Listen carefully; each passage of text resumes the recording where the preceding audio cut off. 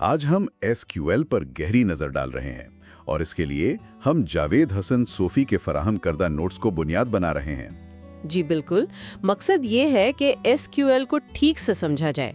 ये है क्या चीज़, डेटाबेसेस के लिए क्यों इतनी अहम है और इसके जो बेसिक कॉन्सेप्ट्स हैं वो क्या हैं।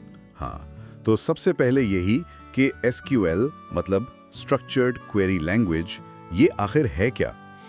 देखें, SQL ना एक स्टैंडर्डाइज ज़बान है, एक प्रोटोकॉल समझ लें।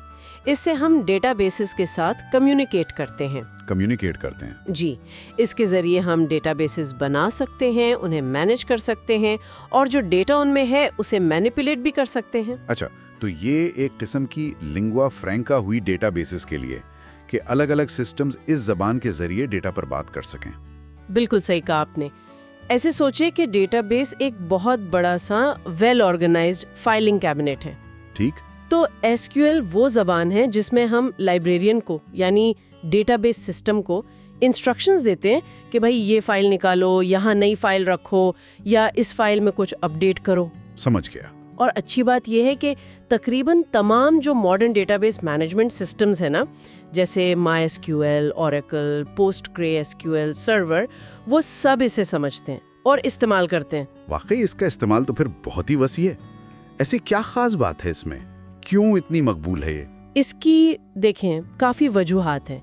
एक तो इसकी ज़बान बहुत सिंपल है, कमांड्स आम इंग्लिश जैसे हैं, सिलेक्ट, इंसर्ट, अपडेट। अच्छा, लिटी का भी जिक्र था शायद। हाँ, वो भी अहम है क्योंकि SQL स्टैंडर्डाइज्ड है ना, तो एक सिस्टम के लिए जो क्वेरीज लिखी हैं वो थोड़ी बहुत तब्दीली के साथ दूसरे सिस्टम्स पे भी काम कर जाती हैं। ये तो बड़ी सहूलत है। जी, फिर ये इंटरैक्टिव है, मतलब यूजर्स डायरेक्ट सवाल पूछ सकते हैं क्वेरीज के जरिए और उन्हें फौरन डेटा मिल जाता है। और आखिर में सिक्योरिटी भी। SQL में यूजर रोल्स, परमिशंस, इन सब के जरिए डेटा एक्सेस कंट्रोल करने के फीचर्स मौजूद हैं। अच्छा, ये तो हो गई इसकी खसूसियात, लेकिन असल में काम करते वक्त ये कमांड्स ये ऑर्गेनाइज कैसे होते हैं? नोट्स में शायद 5 कैटेगरीज बताई गई थी। जी बिल्कुल, कमांड्स को ना उनके फंक्शन के हिसाब से 5 ग्रुप्स में डिवाइड किया गया है ताकि समझने में आसानी हो। ठीक। सबसे पहले है DDL, डेटा डेफिनेशन लैंग्वेज। इसका काम है डेटाबेस का स्ट्रक्चर डिफाइन करना। स्ट्रक्चर मतलब टेबल्स बनाना, उनके कॉलम्स डिफाइन करना या मौजूदा स्ट्रक्चर को बदलना।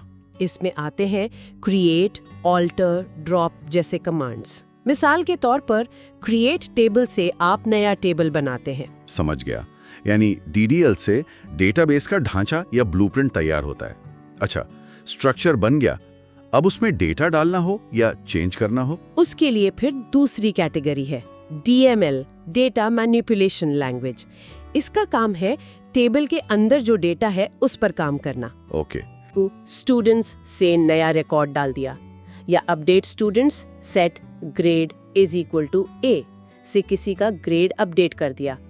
ठीक है, स्ट्रक्चर के लिए DDL, डेटा पर काम के लिए DML, लेकिन अगर हमें सिर्फ डेटा देखना हो, रिट्रीव करना हो, उसके लिए है DQL, डेटा क्वेरी लैंग्वेज। इसका जो मेन कमांड है और सबसे ज्यादा यूज होता है वो है सिलेक्ट। जी, ये हमें स्पेसिफिक कंडीशंस के मुताबिक डेटा निकालने देता है। मसलन select name from students where grade is equal to A। ये सिर्फ A ग्रेड वाले स्टूडेंट्स के नाम दे देगा। बहुत खूब। और वो आखिरी 2 कैटेगरीज DCL और TCL? DCL है डेटा कंट्रोल लैंग्वेज। इसका काम है सिक्योरिटी और एक्सेस कंट्रोल। ग्रांट कमांड से यूजर्स को परमिशंस देते हैं। परमिशंस जैसे किसी को टेबल देखने की इजाजत देना या अपडेट करने की, और रिवोक से वो परमिशंस वापस ले लेते हैं। राइट। और आखिरी है TCL, ट्रांजैक्शन कंट्रोल लैंग्वेज। ये डेटाबेस में जो चेंजेस होती हैं ना, उनके ग्रुप्स को यानी ट्रांजैक्शंस को मैनेज करता है। कमिट से चेंजेस परमानेंट हो जाती हैं और रोल बैक से अंडू हो जाती हैं अगर कोई गलती हो जाए। वाह, ये तो पूरा एक कॉम्प्रिहेंसिव टूल किट लग रहा है। तो इन सब फीचर्स और कमांड्स की वजह से SQL के प्रैक्टिकल फायदे क्या है? नोट्स में इस पर भी कुछ था। जी, फायदे तो बहुत वाज़ेह हैं। एक तो जैसा हमने कहा, सीखना और इस्तेमाल करना आसान है, इंग्लिश जैसी सिंटैक्स है। हाँ, ये तो है। दूसरा, ये बहुत बहुत बड़े डेटा वॉल्यूम्स को हैंडल कर सकता है, मिलियंस बल्कि बिलियंस ऑफ रिकॉर्ड्स को भी एफिशिएंटली मैनेज करता है। फिर सिक्योरिटी फीचर्स हैं, डेटा महफूज रहता है, मल्टीपल यूजर्स एक वक्त में एक्सेस कर सकते हैं। अच्छा, स्टैंडर्डाइज्ड है तो दुनिया भर में चलता है, स्किल्स ट्रांसफरेबल रहती हैं, पोर्टेबल है, किसी भी मॉडर्न डीबीएमएस पे चलेगा, क्वेरी से डेटा रिट्रीवल बहुत फास्ट होता है। फास्ट रिट्रीवल ये इम्पोर्टेंट है एप्लीकेशंस के लिए। बिल्कुल।